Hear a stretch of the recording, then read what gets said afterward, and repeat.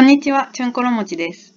突然ですが、私今30歳なんですけど、今年ですね、2020年の1月末頃から静岡県の伊豆市というところに移住しました。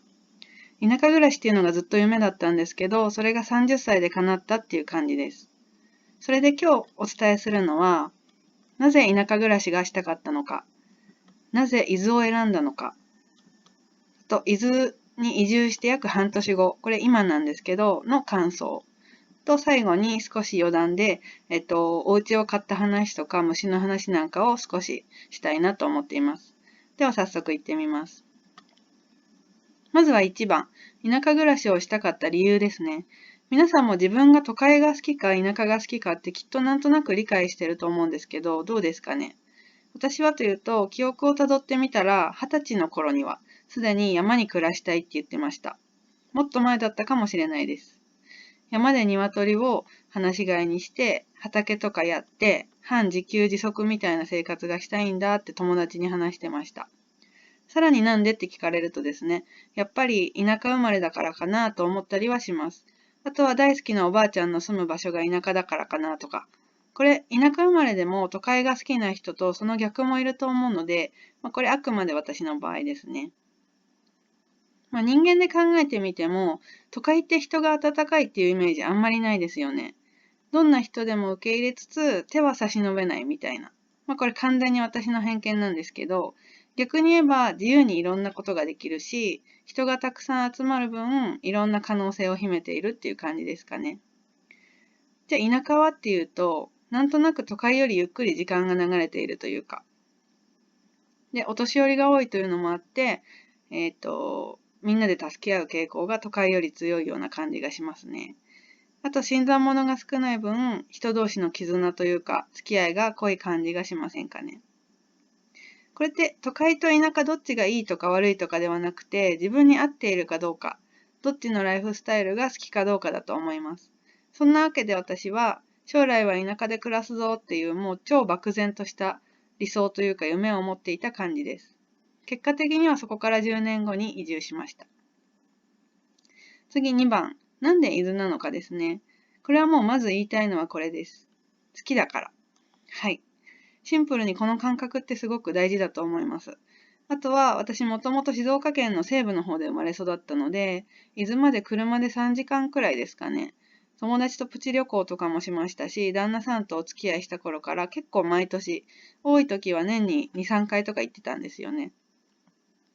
で、田舎暮らしって結構どの県でもできると思うんですけど、中でも四国の高知県に住みたいっていう希望も実はあったんですよ。四万十川の近くに住みたいねっていう話を旦那さんとずっとしていて、でも結局移住のタイミングが近づくにつれて、やっぱり少しでも土地勘があったりだとか、あとは身内、家族ですね、がそんなに遠いと、もしもの時心配だよねとか、そういった現実的なことを考えて、じゃあ近場なら絶対伊豆がいいってなったわけですね。で移住先で迷ってる方とかは、一回ちょっと場所は置いといて、誰とどんな暮らしをするのかの方が重要かなと思います。あと補足なんですけど、私雪国が嫌だったので、その点で東北とか北海道とかは除外されてた感じですね。で、今住んでいる伊豆のお家も、年に数回少しだけ雪が降るんですけど、許容範囲かなって感じですね。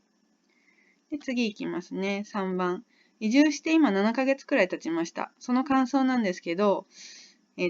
まず近所付き合いは近すぎず遠すぎず文句なしですね。会えばもちろん挨拶はしますけど、変な干渉とかはないです。ただ、人の土地とか自分の土地とかいう概念が薄いのかもしれないんですけど、何か相談すると、例えばうちの場合は庭の木の伐採について聞いたんですけど、結構ずかずか庭とか入ってきたりしますね。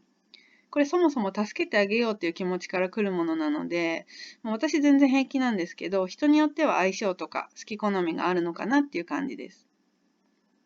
地域によってはもっと付き合いが濃いところとか、逆に定住者の少ない別荘地を選んだりとか、山の中の物件だったら、人付き合いがほぼほぼないっていう暮らしも十分可能かなと思います。あとは近所の畑でできた野菜をもらったり、木を切る時の電動工具を借りたりとか、今のところ助けてもらってばっかりですね。あと細かい点としてはガソリンがちょっと高いかなっていうのと、やっぱり田舎なので動物が出ますね。はい。タヌキとかアナグマとか、あとイタチとかシカとかですね、何回か見てます。あと近所ではイノシシに畑を荒らされたりとか、野菜を食べられちゃったりするっていう被害も出ています。あとこれ田舎に限らずありそうなんですけど、道路に動物の死骸がある日っていうのがやっぱり街より全然多いような印象です。動物に癒されることもあるし、困っちゃうこともあるのかなっていう感じですね。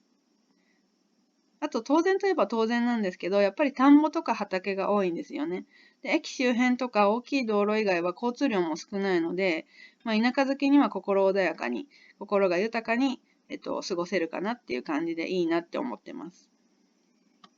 あと最後ちょっと余談をお話ししたいんですけど、うち中古の一軒家を1000万円以下で購入しました。ちょっと今金額の詳細とかは伏せますね。築30年くらいなんですけど、人が住んでなかった期間も結構あったみたいで、劣化は割と激しめです。引っ越しが完了してからも、外にある浄化槽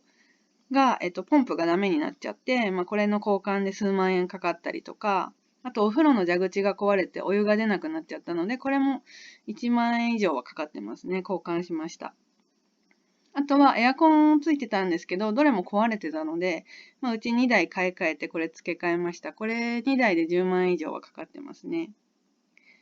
で、あと山なので木も草もボーボーです。引っ越してきたのは冬だったので、木の伐採頑張ったんですけど、今夏が来たのでもう雑草との戦いっていう感じですね。で、作業するにも道具を揃える必要があったりとかして、こういう住んでみてからの出費っていうのが結構ありました。最後に虫のお話です。私虫嫌いなんですけど、少しだけ慣れたかなっていう感じです。すんごい大きいゴキちゃんが出たりとか、あと毛虫がたくさんいたりとか、あと蜂も蝶々もセミも、その他諸々ですね。普通に町にもいると思うんですけど、山なのでたくさんいます。あと引っ越してきてから一番びっくりしたのが、家の中なのにムカデが洋服を登ってきた時ですね。これすごい発狂しました。はい。結局刺されてはいません。逆に、カブトムシとかクワガタとかもいるので、特に男の子とかはワクワクするんだろうなって思います。はい。というわけで、この動画では田舎暮らしの、理由と場所選びですね。あと実際に住んでみての感想なんかをお話ししました。これから移住を考えている方の参考になれば嬉しいですし、同じく実際に移住した方の話とか、アドバイスとか、何でもコメントもらえたらありがたく読ませていただきます。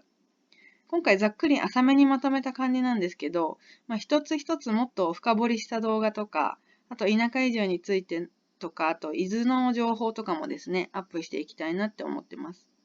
あと、爬虫類の動画も出してますので、よかったらチャンネル登録して他の動画もチェックしてもらえたら嬉しいです。